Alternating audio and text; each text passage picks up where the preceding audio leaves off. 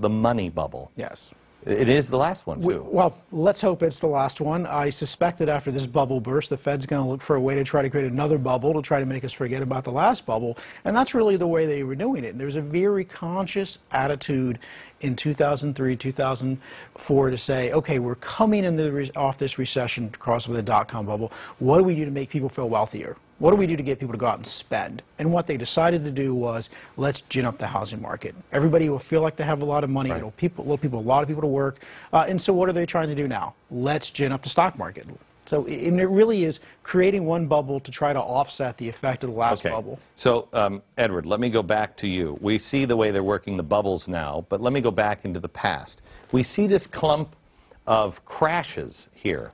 And I know, correct me if I'm wrong, I think it's like a panic in the 1890s, either 1892 or 1896, where I believe it was J.P. Morgan that loaned money to the United States. He came in and personally bailed out and said, I'll lend you money. Then another one happened in like 03, and he said, you know, I can't do this anymore. You guys are on your own, but I'll get my friends together and bail you guys out one more time, and they did. And that's what kind of led to this, correct? Well, that's exactly the historic origin of it, but I think underlying this, we have to recognize the principle of the Ponzi scheme. The system really is a Ponzi scheme as we're living through it right now. It works as long as the money supply continues to expand and expand and expand, like any Ponzi scheme. You pay off the first investors so that they're very happy. They bring in the new investors. As long as it expands, it works. But when it finally stops, the whole thing comes to an end. That's why they have to keep expanding the money supply. Well, when you create money out of nothing, you also face the fact that money goes back into nothing. So this kind of a system makes the expansion and contraction inevitable. The booms and the busts are inevitable. If the money were backed by something solid, like gold or silver, that you just couldn't create out of thin air, well, then there wouldn't be these contractions or expansions. It would be a nice, even playing field. Most people think that our money is kind of backed by something in Fort Knox. And I have talked to several congressmen who have asked to go see the gold in Fort Knox, and they can't go see the gold in Fort Knox. It is, I mean... That's, you know, sort of surprising, because one would think that congressmen and I can understand why they might not let me see it. I might want to take some of it out with me. Well, the largest collection of gold is here at the Federal Reserve, right? Exactly. And that's not American money, that's the Fed's. That's the Fed's, and a lot of what the New York Federal Reserve keeps is gold for other people. Right. Like there might be gold for the Bank of England here in New York that they're keeping, and they quite often will just put it on a cart and move it from one person's account to another. Edward, do you believe we have gold in Fort Knox? I mean, a lot of gold in Fort Knox? Is it still there? I think it's very naive to think that we have any gold there for the reason you said. If they had it, they would show it. It's as simple as that. Okay, they don't have any gold there. Back in just a second.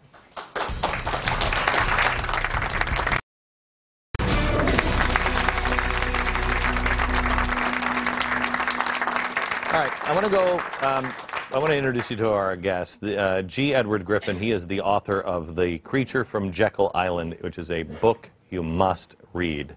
And then Mark Calabria, he is the Director of Financial Regulation Studies at the CATO Institute. Let me go to Edward here for this question.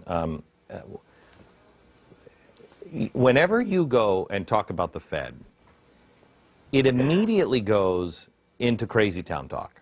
It immediately goes to, and then the Rothschilds took a bottle of wine and kept little orphan children in there while they were sacrificing virgins in volcanoes. And you hear this crazy stuff when the truth is scary enough. Where does this come from? Or why do people feel compelled to go down into crazy town when just sticking to these facts alone should petrify people? Or do you believe it is? I don't know the answer to that. Well, I don't know the answer to that. I do know that what you say is true, although I find it less and less true. I think in the beginning, when I first began to research this, the reliable information on the Fed was pretty hard to find. So all you really had was this kind of garbage to choose from. A lot of speculation, a lot of theory, a lot of fantasy. But now there's quite a bit of hardcore information out there, and I see that less and less of that is in the way. Do you think, Happy to report that. Do you think, because remember, you're talking to the chief conspiracy theorist on planet Earth, I believe I've been dubbed now. Do you believe that this actually kind of works to their advantage? You can just dismiss people. Well, that's crazy. When you say, I want to look at the books of the Fed, I want to know who owns them. Explain to me who is the owner of the Fed, who is issuing all of this debt, who's making all of these decisions or money, and show me your books. They immediately can say, oh, really? Yeah, you don't know who owns this, right? Woohoo. You're like, well, no, that one's a fact. Don't you think it works to their advantage? Either of you have thought of that? I think it very much does. What they're trying to give you the perception is, I mean, it's monetary policy. I mean, we need to have a bunch of PhDs around the table because this is just too complicated for you to understand. Don't worry yourself. Trust us. You know, we'll get it right. We are, you know, we've got the public interest at heart. How frightened were you when you heard Greenspan in an interview say, there's stuff, these CDOs and everything else that I don't even understand? And I'm like, what? Well, that's one of the reasons for the secrecy. They are, I think, scared to death that we will figure out that they don't know what they're doing. And the whole show will be up. We will figure out that they don't know how to run an economy, they don't know how to run monetary policy. Well, I don't think all that's a secret. No, it's not. No, they haven't figured out that. They still think they've got us snowed. Edward, when you look at the Fed, any idea who's getting rich? Do they walk away at the end with piles of money? If we all lose, are they still, they're fine? Who's walking away with this? I don't see it that way. I think these people already have about as much money as they could possibly spend. They started off with so much wealth that another mansion, another jet, another yacht doesn't make that much difference. I think what these people are doing, Glenn, is they're taking the leverage of this power, this financial power, and they're converting that into political power. Their vision now is much bigger than just making money. Their vision is really in terms of controlling nations and in controlling society and in controlling the world. We've all heard that famous phrase, the New World Order. They use this phrase over and over again. It's their phrase, and they're really serious about it. They're taking the money and they're buying up political leaders, they're buying up media outlets, they're buying up large organizations, influencing labor unions and so forth. Show me how give me an example of where they're buying up media organizations or labor unions. Well, all right, here's how it works. You know, the human being is a herd animal. We follow in groups. We follow leaders. And so all that anybody needs to do to control a society is to control the leadership of that society through what these people call the power centers. Those are the large organizations, you know, the things that people belong to, and they have leaders and they follow. They respect their leaders. We're talking about political parties, labor unions, church organizations, the obvious things. So they know that if they can dominate just the heads of these organizations, the half of 1% of the population that is in control of the power centers, they've got the masses in line. And so when you look at the tops of these organizations, they're all in line with the Federal Reserve, with the New World Order, and that sort of thing. Okay. Not the membership, but the top. It's the Saul-Alinsky principle of organize the organized.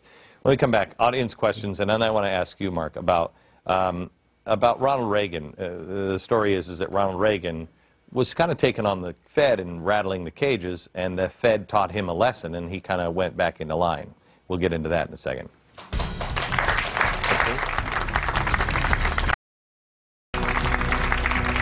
We're back now with G. Edward Griffin and Mark Calabria. Edward is the author of A Creature from Jekyll Island. If you haven't read this book, you should. Are you surprised, Edward, on how many people are reading this book now? It's got to, I mean, how long ago did you write this? How long ago? Well, it was published in 1994 was the first year. Yeah. And I'm totally surprised because it's a big, thick book, as you know. I thought it would be good for a doorstop. But amazingly, people really have taken an interest in it. Yeah, it's got to be flying off the shelves because, I mean this sincerely. I probably have 100 copies of this myself because people come up to me all the time and say, you got to read this book. And I'm like, no, I haven't. And they're like, no, you got to read this book. I'm like, no, I have. And so I just take it. It's an amazing read that, you know, most people have never taken this journey down. I want to go to Ronald Reagan here for a second with you, Mark, and ask you, because I've always heard that Ronald Reagan, you know, after the 1970s and Jimmy Carter, which was kind of a mild version of what I think we're in now. Wow, that's scary, isn't it? He came in and he wanted to change some things, and the Fed, the story is that the Fed taught him a lesson. True? There was a lot of pushback on the regulatory side, and that's the reason, if you remember, that Reagan reappointed Volcker one time, but he did not reappoint him the second time, and because at that point they were not getting along all that well, and there were pretty big differences in policy, and this is despite Reagan was very supportive of Volcker's efforts to bring inflation down. Most of the disagreements were really on the regulatory side. Reagan, in his Treasury Department, wanted to redo banking regulation in a way that Volcker did not agree with, as well as you may or may not know that the regional presidents have to be approved by the Federal Reserve here in Washington. And so there were a number of people that Reagan wanted to get appointed to regional Federal Reserve banks, and these were hard money people, these were people who were inflation fighters, and Volcker vetoed them. So he kept pushing Reagan's people out of the Federal Reserve system. Okay. Edward, if people had to know one story of the Federal Reserve that would turn their hair the color of mine, what would it be? That would be what I call the Mandrake mechanism. That's the process by which money is created out of nothing and put into the economy and withdrawn from the economy. If that doesn't cause your hair to turn white, I don't know what it is. When they said when they said on Capitol Hill, when Bernanke said, we will not monetize our debt, I got on the air that night and said, he's already lying, but he will monetize. That's all they know how to do. Pardon me? That's all they know how to do. Right, and then monetize the debt, but they're still claiming, I don't know if they are now, but they were a few months back, that they are still claiming? They're still saying we're not going to monetize it. Yeah, but they are. But they get away with saying we're not printing money, we're just digitizing it. Yeah, I mean, well, you might remember there was that big interview with Bernanke, and he said there right out, well, you know, we're not creating new money. I mean, you know, they physically weren't printing money, but of course, if I took something, a bank account, and just here we on the computer and put my money in your account, you'd feel like you have more money. So they were creating money electronically. So he very narrowly said, well, we're not printing more money. I mean, it was absolutely disingenuous. I mean, of course they were creating more money, even if they weren't creating more money. Do you believe that we are headed for I think real tough time? I think we are headed for a real tough time, and I think we could potentially, you mentioned, you know, a bad version of Carter. We have the potential to be back in the 70s sort of situation. I remember the word stagflation went away for a while, but we might be looking at a situation again where you're having high inflation and high unemployment. How many people here would be like the manna from heaven if we only hit the 1970s? We'd be like, oh, wow, it's only as bad as Jimmy Carter years. That's fantastic. Edward, your opinion on can we get rid of the Fed? Is it possible?